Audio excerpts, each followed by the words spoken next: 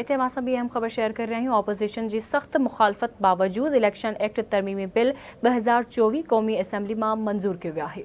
मुखालिफ धुर जो ऐवान में एहतजाज, नारेबाजी, एजेंडा जूं कॉपियूं फाड़े छॾियूं। बिलाल अज़हर कियानी कौमी असम्बली में इलेक्शन एक्ट बिल पेश कयो।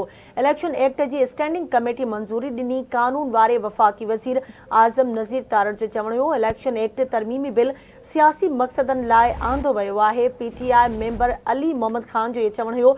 अली मोहम्मद खान जो बिल के ख़िलाफ़ अदालत वञण जो ऐलान। अहम ख़बर अवां सां शेयर कई पिया। अपोजिशन के सख्त मुखालफत बावजूद इलेक्शन एक्ट तरमीमी बिल 2024 कौमी असम्बली में मंजूर किया वियो। मुखालिफ धुर ऐवान में एहतजाज कंदे नारेबाजी कई, एजेंडा जूं कॉपियूं फाड़े छॾियूं।